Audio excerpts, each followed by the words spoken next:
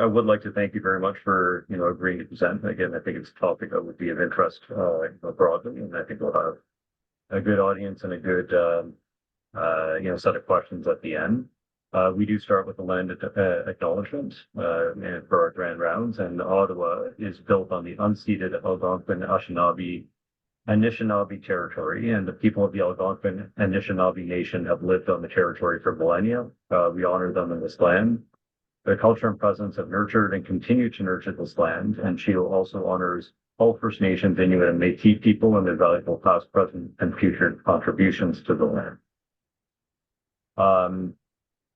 I want to introduce Dr. Peter Gill, who is a general pediatrician and scientist at the Sick Kids Research Institute and an assistant professor in the Department of Peds, UT, and a senior associate at the Center for Evidence-Based Medicine, University of Oxford. His patient-oriented research program focuses on improving the care and outcomes for hospitalized children on the general and pediatric wards. Dr. Gill is a co-founder and vice chair of the Canadian Pediatric Inpatient Research Network, something we'll hear more about today, and a network which is a network of children's hospitals and several large community hospitals. He is MD with the University of Alberta and a Doctor of Philosophy in Primary Healthcare, and an MSc in Evidence-Based Healthcare from Oxford, where he studied as a Lynch Scholar. So, Peter, thank you again, and over to you.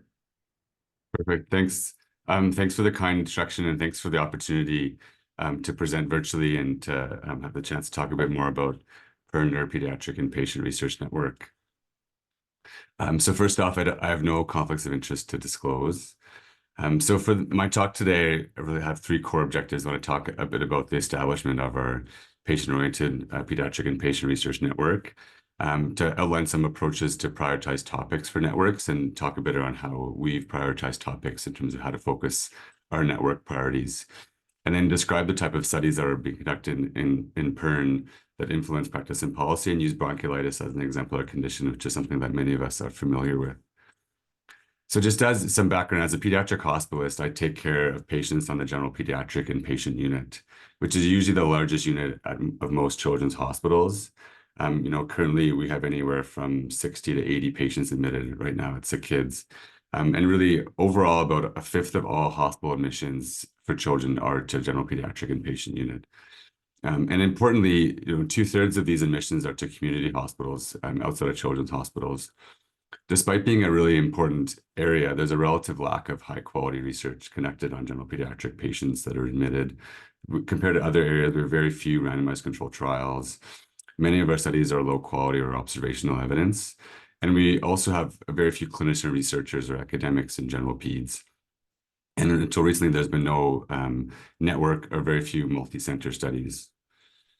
And recently, the growing importance of pediatric hospital medicine has been highlighted. The Pediatrics did a series of highlighting the future of many subspecialty areas. And for the first time, PHM was one of those that was identified as a future subspecialty area. And one of the comments from the report is that, compared to other subspecialties, there's very few individuals that have academic projected time for research in hospital medicine compared to other subspecialties.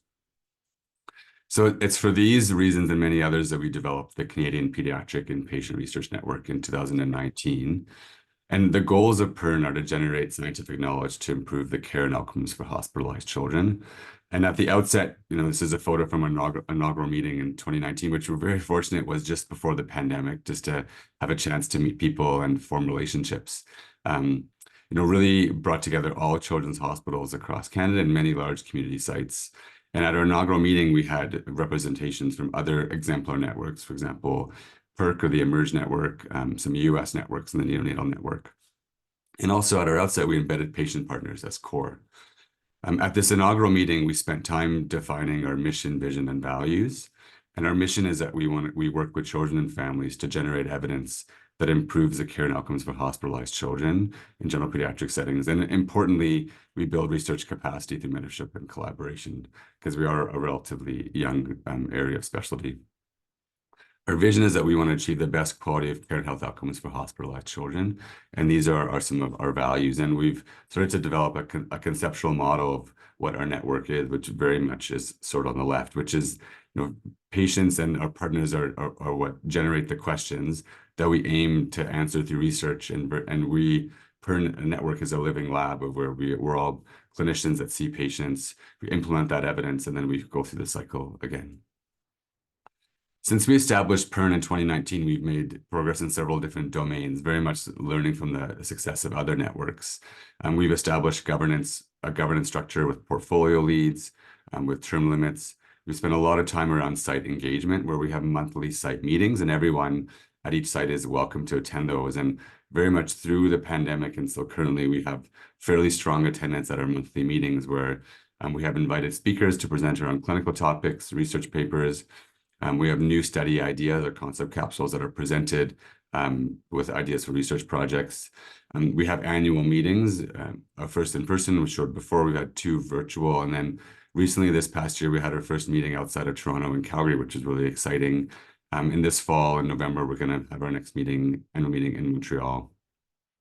We also established a trainee advisory committee, which has been a really strong, great part of our network, and there's really a huge amount of enthusiasm.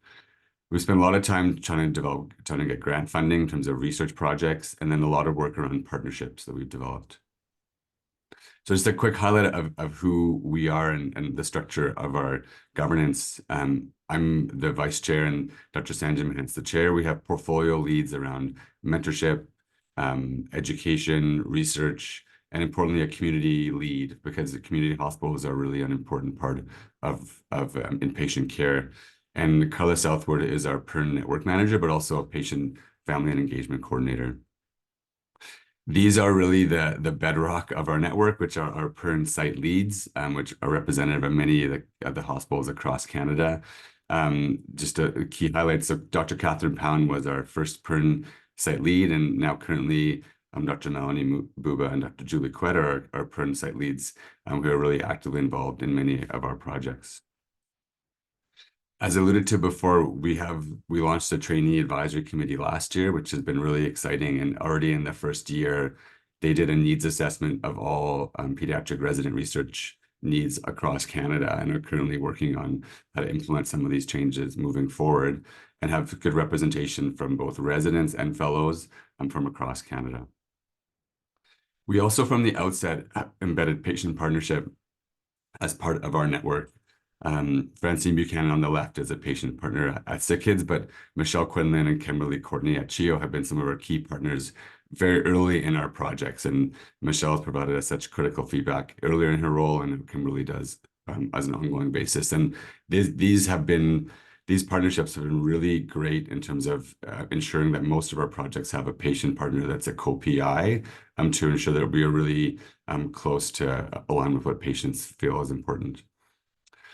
We've also been mindful of how we interact with the broader ecosystem of hospital medicine, and very much that PIRN represents scholarship and research, but a very important pillar as well is the education and trainee capacity building. And there's been a newly developed Canadian PHM training education network with 3 co-leads on the left, which have been really important about fellowship training and scholarship training in terms of building capacity, and also strong alignment with the clinical side with the CPS Hospital Pediatric section, which the current president is Dr. Melanie Buba. And we've really made an effort to, there's sort of the same people wearing multiple different hats to try and come together to ensure that we work together as a field to advance our interests.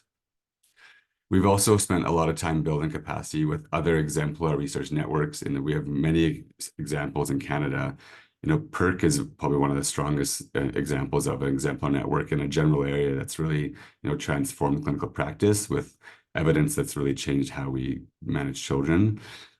Also with CCTG, the Canadian Critical Care Trials Group, and these networks have been very supportive of PIRN in terms of our capacity building, as well with PICNIC, the Infectious Diseases Group. And then there have been a couple key large platform grants which have been supportive and helpful for us to be a part at the table, including the popcorn study and then the recently launched Sprint Kids. We've also, it's interesting timing wise, very similar to the development of PIRN. there have been development of other pediatric networks internationally. The US network, PRIZE, has been very well developed for over a decade, but in the UK and New Zealand and Australia, they've had similarly nascent networks that have grown over time.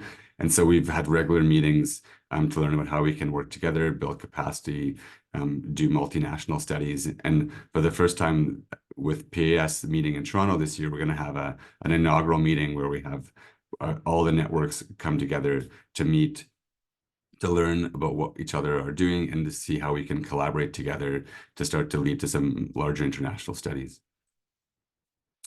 So that was a little bit around some of the background as terms of establishing PIRN, the foundation, some of the current work on sort of the background governance side. Now I wanted to spend a little bit of time focusing on, after we had defined our mission, vision, and values, well, what do we focus on? What are our strategic priorities? And priorities can help to provide a set of concrete specific tasks to achieve over a fixed period of time. They can be strategic and they can be help to provide transparency. And so we wanted to take an objective step back approach to understand what we want to focus on for our network. So we took a two-pronged approach where we first wanted to identify, what are gaps based on evidence and that are patient informed and what using consensus methods. And then we also wanted to identify gaps based on burden of illness and cost. So the first approach we took was using what's called the James Lind Alliance Party Setting Partnership. And these are partnerships that essentially bring together patients, caregivers, and clinicians to identify and prioritize evidence uncertainties or answer questions. And this was initially developed in the UK around 20 years ago with the concept that much of the research agenda is driven by researchers or by industry or by funders, and there isn't necessarily the voice of patients or of clinicians that are not involved in research. And this uses consensus methods to articulate and elicit that voice, to use that to prioritize research topics. So we received our first PIRN grant, one of the earliest ones was the CHEO Catalyst grant to actually do a priority setting partnership. And the overall process is essentially there's a steering group that oversees it, which is formed by equal number of patients as well as clinicians. The first step is to generate and gather unanswered questions. Each of these questions that have an evidence check to ensure that they actually have not been answered by previous research. There's an interim party setting study, and then there's a final party setting exercise to actually determine the top 10 research questions. So we conducted this study a couple of years ago now, and our main question that we had asked Canadians was, what concerns, comments, or questions do you have about the care of children in the general pediatric ward that you would like answered by research? And we got nearly 500 responses from across Canada, including clinicians, youth, patients, and parents. And this led to our final top 10. Like many projects, this was done during pandemic, so we modified this to be virtual. This is our publication, but these are a couple of screenshots of the final workshop where we had 12 clinicians and 12 youth and parents to actually identify and prioritize these top 10 questions. And it was fascinating to actually see the two groups work together to actually prioritize these top 10 based on different perspectives that they brought to this process. So these are our top 10 unanswered questions that were selected, and I can quickly highlight some of them. Being on the wards recently, many of these are topics that come up frequently. And the top question was, what best practices or care models exist to how we manage children with medical complexity? And we constantly discuss, should it be a same team, different team, primary care provider? How do we support Indigenous families in hospital? How do we incorporate shared decision-making? So in many ways, they're not, this simpler in a way, they're not narrow PICO questions around bronchiolitis and high flow, but they're broader themes that very much reflect, I think, many of the issues that come up that we could tease one out to be on a specific condition to focus. And I'll come back to this a bit later on how this ties in to what we're doing research on. So the other aspect we wanted to focus on was data-driven priorities. So we wanted to understand what are the most common and costly conditions that lead to children being hospitalized in Ontario. And we received a grant from the PSI Foundation to answer this question. So we looked at all hospitalizations in Ontario over a 5-year period and collectively had over 600,000 admissions across 140 hospitals to see what are actually the most common reasons and the most costly. So this is a figure. On the y-axis is the total number of encounters, and then the x is cost. So essentially conditions that are on the top right are those that are very costly and very common. And perhaps not surprisingly, things like low birth weight, prematurity, and then conditions like pneumonia, bronchiolitis are some of the most common and costly conditions, much more so than other conditions. Also, we wanted to better understand where are children actually cared for in terms of children's and community hospitals. So the dark bars reflect general hospitals. The light bars reflect pediatric hospitals. The left is cost, the rights are numbers, but really just giving a sense that for some conditions like bronchiolitis, for example, more than half the cost is in general hospitals, and 2/3 of admissions are cared for in community hospitals. So for many of the common conditions, the majority of the care is in the community, but these are hospitals that are not generally reflected on in many of our research studies, which is something that we actively try to pursue to ensure that we are recruiting the patients that are actually where most children are cared for. We have received some CIHR funding to replicate this study nationally to better understand, how does this rank order list change based on provinces, and how do we better incorporate some health inequality, health equity measures to understand are there certain areas where there's disproportionate admissions rates compared to others. So with that in mind, as a bit of our prioritization around how we've identified, what we should focus on from the patient perspective, as well as from the data perspective, we wanted to highlight some of the key clinical projects with this anchored on this structure of outcomes research, which is very much how, as a network, we pursue research studies. And outcomes research is really the scientific investigation that generates knowledge to how to guide decisions to lead to better outcomes. And really, it's how do we increase the chance that we can use better information to lead to better decisions and to better healthcare delivery. And there's 3 broad domains of outcomes research.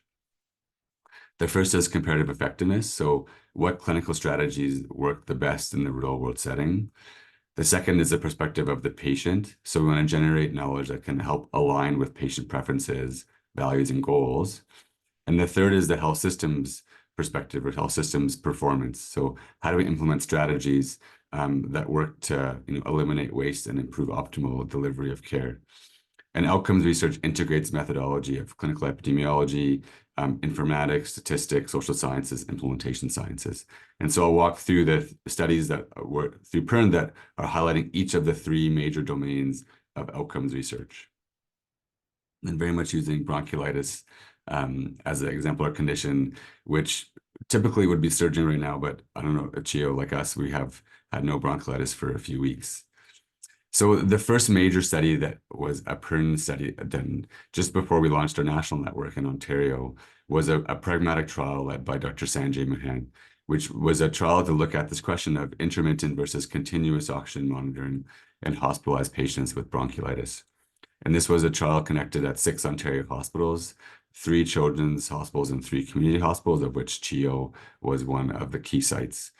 And when this trial was published, there was an editorial that accompanied it. One of the key points from that was highlighting the strength of the trial was that it included community hospitals, which is such a unique aspect of many trials. So, well, why was this study done? What was the question it was addressing, and why? I'm sure many of us can appreciate in practice, there's huge variation in terms of use of pulse oximetry for hospitalized patients with bronchiolitis. This is a study looking at variation across mainly US hospitals, but of which there were some Canadian hospitals, really showing that the use of continuous pulse oximetry ranges from anywhere from 2 to 96% in non-hypoxemic infants. So, extreme variation in practice. And why is this an important question? Well, intermittent pulse oximetry, some of the benefits that it may reduce the detection of false positives, and unnecessary supplemental oxygen, decreases unnecessary tests. Some have suggested it can reduce length of stay. A big issue is about reducing alarm fatigue, and it helps to focus on the clinical state rather than the monitor. Some of the proponents of continuous oxygen monitoring are that it may help to potentially, early detect a deterioration in clinical picture. And really both the AAP and the CPS recommend that pulse oximetry, either intermittent or continuous, can be used, although the evidence base is weak. So this trial essentially randomized hospitalized patients to either intermittent or continuous oxygen monitoring. And what the trial found out was overall the length of stay, which was the primary outcome, was essentially unchanged between the two groups. And really all of the secondary outcomes in terms of medical intervention, safety, parent anxiety, work days missed, were all unchanged between these two groups. The only actual difference in outcomes was that nursing satisfaction was superior in the intermittent group versus the continuous group, which I think is something that is important and should not be diminished, because with the increasing stress and burnout on the clinical wards, things that potentially improve satisfaction, I think are important to note. And so really based on these trial results, we would argue that continuous, that intermittent should be superior to intermittent, and to consider it in practice, in the sense because outcomes are similar, satisfaction for nurses is superior, but it more strongly aligns with clinical care in the sense of, patients as they're getting better and getting ready to go home. It's a bit counterintuitive to how they want a continuous monitor as opposed to intermittent. And very commonly, patients that are recovering can experience transient desaturation episodes that are not clinically significant. So embedded within this trial, there was also a cost effectiveness analysis to better understand if the costs of both interventions were similar. And this was led by Dr. Mala Moretti, who's pictured here on the right. And essentially, costs between both groups were unchanged. And there was not a shift of costs of intermittent monitoring to families. And there really was no difference in lost productivity between parents. And the NIH in the US and many others have advocated for combining effectiveness studies with also implementation studies to better understand how we can change practice. And these are called hybrid effectiveness designs, which the suggestion is that they can help to reduce the time it takes to get from evidence into clinical practice. So embedded within this trial, there was a multi-center qualitative study, which was to understand the barriers and facilitators to de-implement continuous and to implement intermittent pulse oximetry in bronchiolitis. And this was led by Dr. Bree Yama, who's pictured here on the top right. And essentially, this was focus groups and interviews with nurses, physicians, residents, RTs, and parents at 6 hospitals, and used something called the Consolidated Framework Implementation Research to better to guide the interview and analysis phase. And this infographic kind of illustrates some of the key barriers and facilitators of how to implement, issues such as accountability, culture, feedback. But these are really helpful to better actually understand how do we action trial findings rather than sort of take the evidence and then figure out afterwards how do we actually implement it. So that's the comparative effectiveness domain of outcomes research. The other domain to shift to is the health system aspect. And there have been several US studies that have indicated that bronchiolitis hospitalizations and costs have been increasing over time. And also with increase in the use of ventilation, both non-invasive and invasive, and increased rates of ICU admission.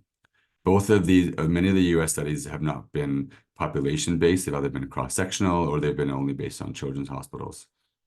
So we wanted to conduct a population-based study using our Strong Ontario data at ICS to look at all ED and hospital-based encounters for Ontario children over a 14-year period.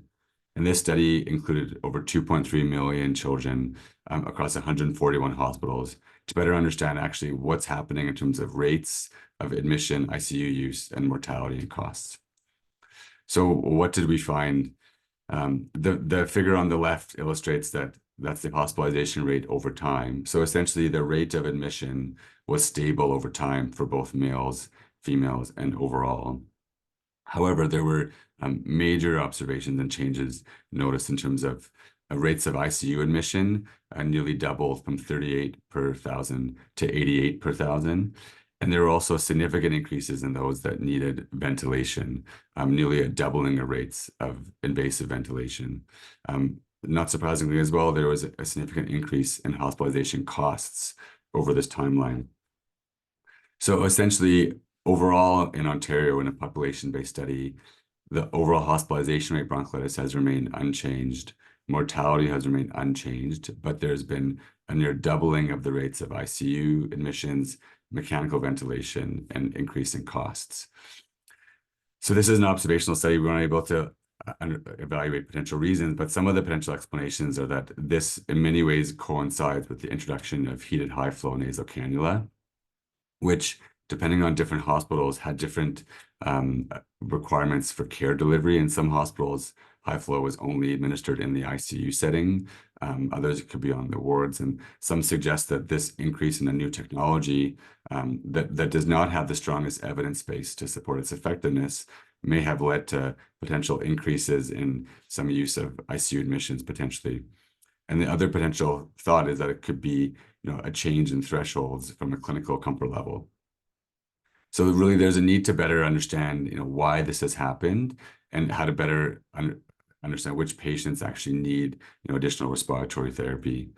And so we have some additional work in PIRN to better look at this specific question. Dr. Michelle D'Alessandro at the top right, she was a pediatric resident, now is a community practitioner.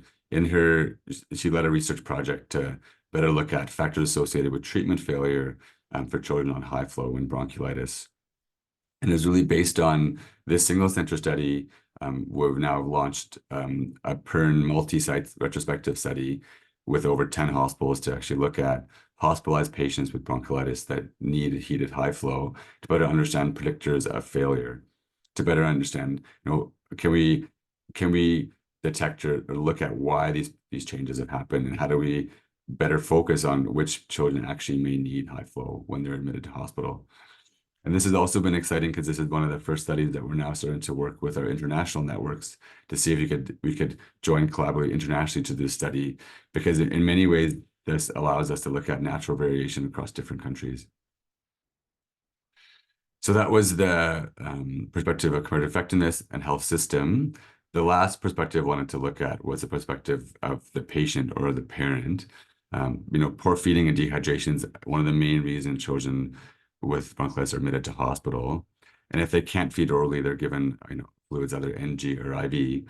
And this was a quote from one of our parent partners, Kim de Castro Garcia, whose daughter, Marceline, was actually enrolled in the bronchiolitis trial that Dr. Mahant led. And she had mentioned that if I had known that nasogastric fluids were an option, I would have asked for it. It was awful seeing Marceline so hungry. I wish I was involved in the decision. So as I mentioned, fluid therapy is responsible for a reason for half of all admissions for bronchiolitis.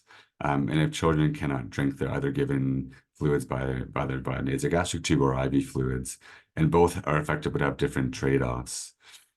In North America, IV fluids really are the mainstay of therapy.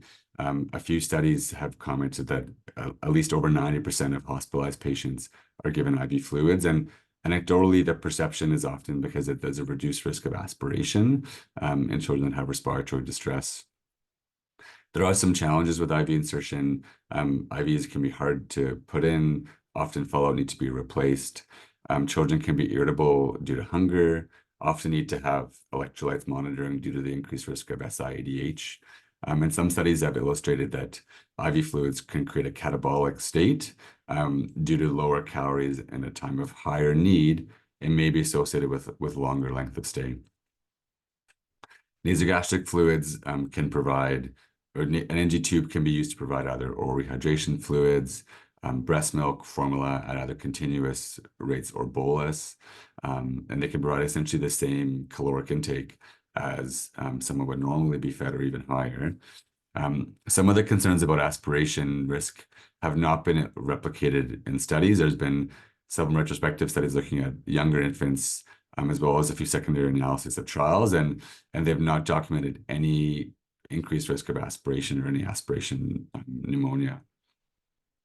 And just as an example of highlighting, looking at international practice, one of the main foundational trials around IV versus NG fluids, which I'll talk about in a minute, was conducted in Australia and New Zealand.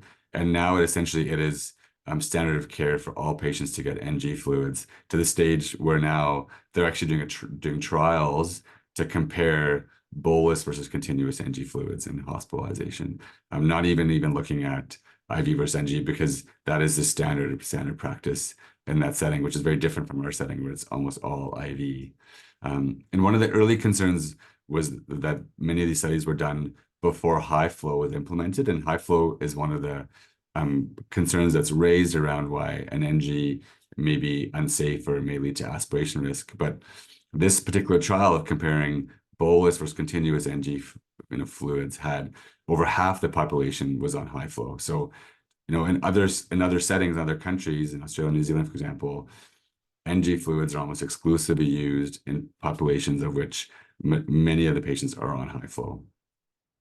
And of course, in the ICU setting, enteral feeds are almost exclusively provided for critically ill children. There have been many studies conducted that enteral nutrition versus parenteral has superior outcomes in terms of adverse event safety, length of stay. And very much once a patient goes to ICU and is on CPAP or BiPAP, they're often on NG continuous feeds. But there's a concern that when they're on the floor, that NG may not be safe. So we conducted a systematic review to understand the benefits and harms of IV versus NG fluids in hospitalized infants with bronchiolitis. And there have only been 2 RCTs conducted, one very large one in Australia and New Zealand, which I'll comment on. But in terms of these 2 studies, when we combine them together, NG tubes are much more likely to be inserted on first attempt, whereas IVs require often multiple attempts and are much less likely to lead to switching from groups. So where someone has an IV, it's very common they have to switch to the NG side because IVs either fall out or they won't stay in. But there's very little data on parent-reported outcomes or patient-reported outcomes. So the biggest trial was actually one done in Australia and New Zealand by the Predict network, which is essentially sort of the PIRN equivalent network in Australia and New Zealand, where they randomized patients under the age of one year at the time of admission that potentially needed fluids. They randomized them to either NG, continuous, or IV fluids. And I always find it interesting comparing different settings, but for example, in Australia, they routinely use 80% TFI, not 100% TFI, as part of their practice. And this trial, which included over 750 children under the age of 1 year, found that overall the primary outcome length of stay was unchanged between 2 groups, illustrated here in this Kaplan-Meier group figure. And they also looked at many other secondary outcomes: ICU admission, need for non-invasive, invasive ventilation. And essentially all of the outcomes were unchanged between the 2 groups of IV versus NG. And in particular, there were no aspiration events documented in the trial. So in terms of, what are some of the practitioner preferences and other data around why there's such differences in practice? There have been some small US studies that have asked practitioners around IV versus NG fluids, and only 12% of in that study actually would choose NG fluids for a child with bronchiolitis, mainly due to a lack of knowledge, not necessarily due to the lack of feeling it would be appropriate or safe. The foundational survey before that led to the Australia and New Zealand trial surveyed practitioners, and there around half would choose NG fluids. We have very little data in Canada around practitioner preferences or around how clinical factors, for example, such as high flow, may impact choice of fluids. But what about the patient perspective? There have been a few small studies. There was a survey of 10 parents whose children had both an IV and an NG, and 80% of those parents would choose having an NG if they could choose again in the future over an IV. There was a small study around parents of children that had an IV fluid, and many experienced comment on distress around often multiple IV attempts, and many of them commented that nutritional value was very important for them. And recently there was a qualitative study of 24 clinicians and 20 parents on decision-making in bronchiolitis care in the US. And many of the parents that were interviewed expressed frustration with the lack of involvement in decision-making for important things. So what do the guidelines say in terms of bronchiolitis care and fluid therapy?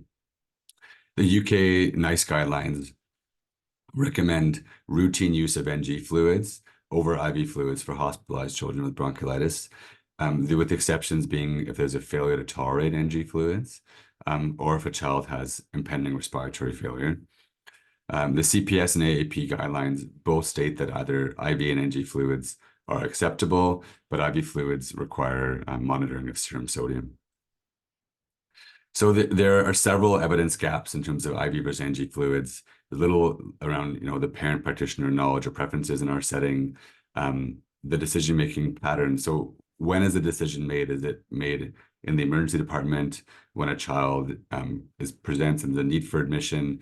Is that decision deferred? For example, for the PEDS consultant that comes to see a child to admit them, how often does switching happen in terms of what happens initially versus what happens the next day when they're on the ward? And then some of the key data gaps are that some of the safety in some high-risk populations, the trial excluded infants under the age of 2 months. Those are ex-premature, those with chronic conditions. And these are some of the populations that have some of the highest rates of admission, but there's limited evidence on these groups. And then really, we don't know if or how parents are actually involved in decision-making. And if we come back to that set of top 10 research unanswered questions that we identified through PIRN, one of the questions was around how do we incorporate shared decision-making with parents and children that are in hospital? So we wanted to combine bronchiolitis, which is one of the most common and costly conditions, with a parent or patient, identified an important area to focus a study on.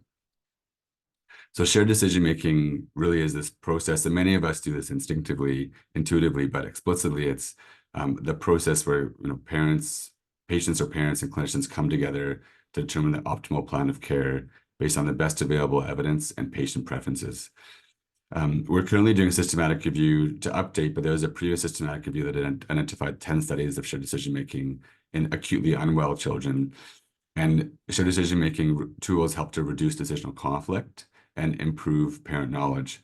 And interestingly, in most cases where shared decision-making was implemented, parents actually preferred less invasive testing and treatment plans. And many of these earlier studies were done in sort of young infants with fever when there was decisions around how much workup to do. And many expressed a willingness to actually express their preferences using a shared decision-making process. So for these various evidence gaps have led us to launch what's called the PREFER study, which is parenteral versus enteral fluid therapy for infants hospitalized with bronchiolitis, which is a multi-center prospective observational study to better evaluate the extent of shared decision-making for hospitalized children with bronchiolitis that need fluid therapy. This is being conducted at 6 sites in Ontario, including CHEO, which is ongoing right now. So the objectives of this study are to determine the extent to which practitioners involve parents in the shared decision-making process of selecting IV versus NG fluids, and how this decision-making varies by patient background, to better determine actually the practice patterns and workflow. So when is the decision made? Who makes it? How does it change? And then to have an embedded qualitative interview study as part of this. Just as an anecdote, initially we had discussed doing a trial of IV versus NG fluids, but some of the conversations with many of colleagues was that because we have such an entrenched IV fluids culture, that there was a perception that there would be a concern that individuals would not be comfortable to randomize patients to NG because of perceptions around safety of NG, because IV fluids is such an entrenched use. So part of this study is to help us understand who makes that decision, why, when, and then because if we wanted to actually do a trial to better understand how we would actually implement that, and would it even be feasible to even do a trial, or could we just focus on implementation strategies to increase more NG use? So as mentioned before, it's at 6 sites across Canada. We did try submit for CIHR funding, but we only received some funding. The goal was to do this across 15 sites, but we've received PSI funding for Ontario, so it'll be across the Ontario hospitals. And the goal is to recruit 18 to 20 patients per year over a 2-year period. Broadly speaking, the eligibility criteria is, children under the age of 1 that are admitted with bronchiolitis that need fluids. And really that's it. It's meant to be very pragmatic. very limited or restricted exclusions, just if those have a G tube or GJ, if patients can't have an NG put in, if they have a condition that may impact the choice of fluids, for example, a cardiac condition, if they have neurological impairment where there would be potentially an increased risk of aspiration, because that is one of the primary concerns around NG fluids. And then if they're admitted directly to the ICU or being transferred to the ward. And so in response to our parent feedback and input and in response to our priority setting partnership study, our primary outcome is the extent to which practitioners involve parents in the shared decision-making process of choosing fluids. There was a newly developed tool called the Collaborate tool, which is a really simple, quick tool to evaluate shared decision-making. And so for this study, it's really around, the prompt is that thinking about conversations you had with a healthcare provider, giving extra fluids, how much effort was made to understand your issue, how much effort was made to listen to what matters to you, how much effort was made to include what matters to you in choosing what to do next. And so I think it's important just to note that this doesn't necessarily ask, was shared decision-making done, or ask whether they were given a choice. It's really around, was there from the family perception that they were actually involved in the decision-making process, even if that might have been guided. We're also collecting data on several secondary outcomes, proportion that parents that are actually asked, that are given a choice, parents' preferred decision-making style, parent knowledge, because some of the concerns are, how could you ask a parent what their preferences are if many don't even know what IV or NG fluids are? And so we actually developed a survey, like a true and false, with our parents that actually meant to assess knowledge. And I think surprisingly, some families have other experiences with another child or a parent that actually have pretty strong knowledge around both interventions. We're also looking at, length of stay, complications, adverse events, and then having an embedded qualitative interview study as well. So this is currently launched. We've launched this fall and it's ongoing. We've been able to integrate a verbal consent only because it's a low risk study, which has really helped to speed it up. And so we have over 60 patients enrolled now. CHEO has been great in terms of recruiting, and we've partnered with the emergency department to really help with their recruitment, because we're still, PIRN new network, still building capacity from research staff standpoint. But we've had really great feedback. And so far, at least at Sick Kids, from all of our patients, there's been 100% consent rate when patients are actually approached, and there's been some really strong alignment and interest in the study. So I'll quickly touch on one last study, which I want to highlight some CHEO expertise and strength, and then I'll conclude and have lots of time for questions, feedback, and comments. One of the early areas that I got involved in was around orbital cellulitis. We're working with Karsten Kruger, who many of you, I'm sure, know when he was doing his ID fellowship in CHEO, is now in Calgary. When he was a resident in Toronto, we looked at changes in management of orbital cellulitis over a 2-decade period, and really noticed that there was an increase in broad spectrum antibiotics, increase in adjunctive agents, but increase in MRI, but really no change in overall length of stay, no change in surgical rates. So this led us to launch what was our first PIRN multi-site study, which was a retrospective looking at hospitalized patients with orbital and periorbital cellulitis across 7 children's hospitals and 3 community hospitals. And this is, we've connected this, and now we're in the analysis phase, but this has led to many, excellent papers and projects coming out of looking at, predictors of severe outcomes, variation in practice across different hospitals, which is fascinating. The differences in empiric therapy, rates of subspecialty consultation, surgical rates, imaging rates. It's been a great source in terms of supporting trainee projects as leaders. Many of the trainees that have actually were involved in data collection have now been involved in leading projects. And now to the stage where we're actually launching our first practice survey in PIRN to better actually understand some of the choices around empiric therapy, investigations, imaging, consultation rates. And working with Dr. Melanie Buba and then Dr. Karsten Kruger, we're actually writing a CPS practice point around severe orbital infections. Again, to kind of tie in how we've generated evidence, how we can actually shift that evidence into clinical practice. And so that alignment with the hospital pediatric section, I think this has been a really nice example of how we've taken questions from the bedside, connected research, even if it's retrospective, but generated new information to actually lead us to develop a practice point to hopefully change practice. So I'll now just wrap up. So I just want to comment, it's been, I think it's really an exciting time in hospital medicine. This is mainly probably for a lot of the trainees and residents and the career, that it's it's a great time, and it's really, there's been a huge amount of growth in hospital medicine. And I think particularly after the pandemic and the viral surge last year, I think a real growing recognition of the importance of hospital medicine, clinically, and supporting the academic mission of it.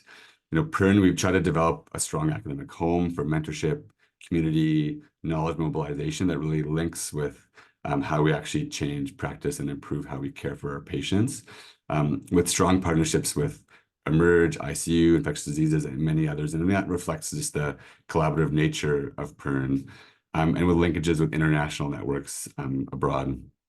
And really, there's no shortage of clinical questions, so there's lots of opportunity to pursue scholarly pursuits. And just as a quick example, from starting in 2019, from our grants, we've really been able to generate, significant grant funding as either lead as PIRN or as part of other larger projects, and with lots of, key publications and journals where we think we're hopefully improving and changing practice. So with that, I just want to acknowledge the many members of our team, which are high school students, undergrad, medical students, trainees, fellows, and other researchers. They reflect, much of this work reflects their hard work, and I think that's the benefit and joy of working in a big network. And thank you for your time. I'm happy to pause and answer any questions, comments, or suggestions. So thank you.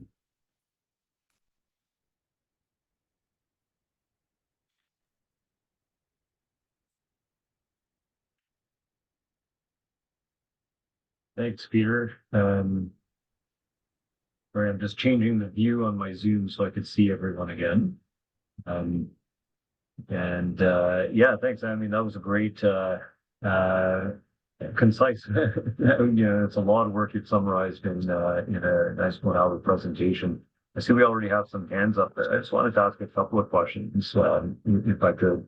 One is, when you were describing the orbital cellulitis work at the end, you mentioned center to center variation, and it was something that was crossing my mind throughout your presentation. Whenever you have a research network of this sort, either doing the kinds of trials you've done, or maybe especially in doing the kinds of observational evidence generation that you've done, how have you either tried to leverage or account for the practice variation from center to center? For example, in performing comparative effectiveness analyses, or understanding its impact on some of your potential even descriptive conclusions on associations between practice and outcome. So just that question of center to center variation in a network like this. Yeah, it's a great question, and I think we've really taken a lot from our US colleagues where they have the Pediatric Health Information System, or PHIS database, which they can do really good comparative effectiveness across children's hospitals. So, I mean, the first thing is actually documenting variation. I mean, many of us anecdotally appreciate that, but actually empirically studying it and describing what it is, I think is the first stage. And I think that's where there's natural sources of where there's questions. And so first it's understanding where is there variation, and then why. And many of the times it's because of evidence may be lacking, or it's kind of cultural or based on a site. And then we've been trying to then look at some of those specific points around variation. Is that associated with outcomes that are different? So for the orbital cellulitis study specifically, there's huge variation in antibiotic prescribing in terms of empiric therapy, but we are looked at an analysis to basically look at, based on empiric therapy, does it actually change clinical outcomes? And really, it does not. So part of it's trying to illustrate how we can illustrate if it makes a difference on outcomes. And then that's the case potentially, then how can we maybe, you know, rationalize or decrease broad spectrum because we can show that likely it's safe. Although with all the caveats that it's retrospective, it's observational, it's not causative. But I think that's the benefit, is that natural variation, to understand differences in practice. Why are we doing it differently? How we can harmonize and standardize. And that's also where the linkages with the hospital peds section from the practice stage, I think, allow us to say, you know, how can we better harmonize? And that's where like the practice point comes in around, you know, one potential tool to maybe standardize practice where we can. So I think it's multi-pronged, but that natural variation is it's great and allows us to explore that. It's just that we don't have the best, you know, natural data systems to do it easily. It requires, you know, manual data extraction. So part of it's on how can we think about ways to use routine data to do that more efficiently and scale that up. That's probably the bigger question for the future, but I think that's sort of some examples of it. Great, thanks, Peter. Peter, are you sharing your screen? Yeah, I can stop. Yeah, I can stop sharing. maybe we Yeah, can do sorry. that, and then Yeah, we can have for sure. people go Yeah, on camera totally. if Yeah, they will to ask their yeah, questions. We can see you better. yeah. So Robert.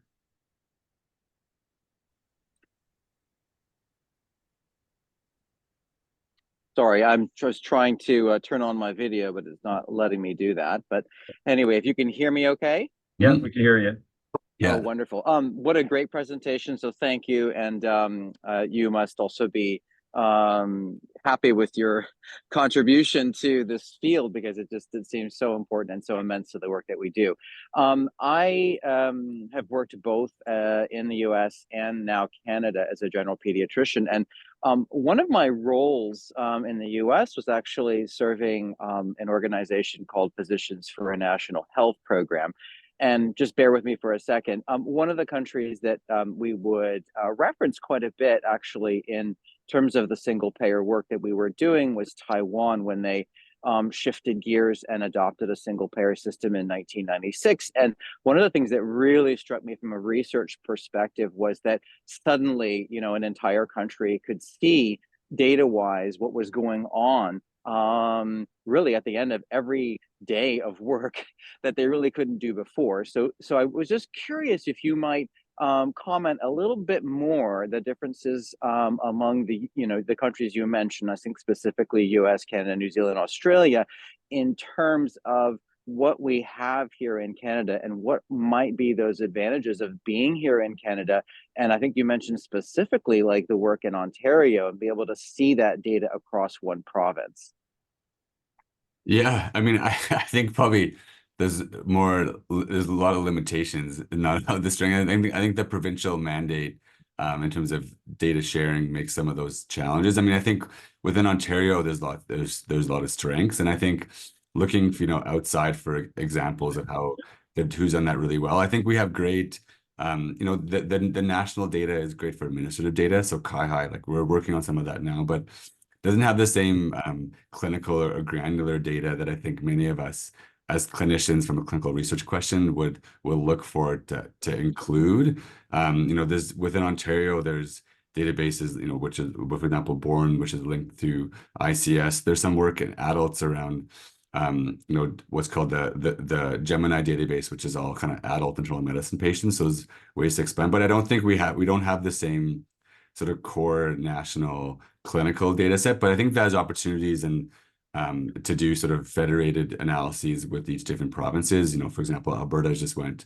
province-wide on Epic, so they have one, you know, health authority. So in theory, you know, you could do fairly simple comparative effectiveness analyses within a province.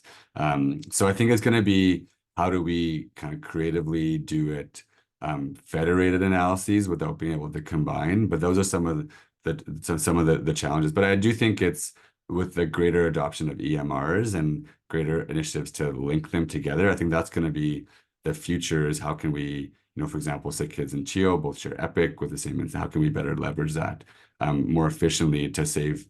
The goal is to never do another retrospective chart review with a student manually going through extracting data to RECAP. Thank you. Thanks, Blaine.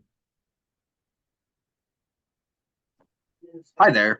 My name is Blaine Wolf. I am with the Anishinaabe Children's Health and Wellbeing Measure at the CHEO Research Institute. I noticed on your James Lind 10 research focuses that number 3, Indigenous engagement, was a part of something that you addressed as needing to attend to. I was wondering if you could tell me what research you have done with the Indigenous community, either in Toronto or across the country, and what partnerships currently exist that you have within any Indigenous communities in regards to PIRN and the broader Indigenous community. I do have extra questions, but I think I should probably just let you answer those first. Yeah, thanks, Blaine, for your questions. So it's really important. So as part of some of the early work, so just we don't have any active research that we very much have taken to understand how do we form partnerships with Indigenous communities. And actually, my colleague, Dr. Patricia Lee in Montreal, is leading some work that's somewhat through Popcorn, this large platform grant, and PIRN around identifying what are Indigenous resources in terms of at the children's hospitals and doing an environmental scan. She has a team that includes several Indigenous researchers and students that are working with her that really understanding is doing an environmental scan around what are current Indigenous resources at the different children's hospitals to better first and then around how, you know, as a network we could partner with Indigenous communities. So we're really in a very early stage of understanding and thinking of how we could, as a long-term relationship, form. But we don't have anything actively. We've done some early work after the James Lind locally. Some of our colleagues have really strong relationships with local communities based on previous projects.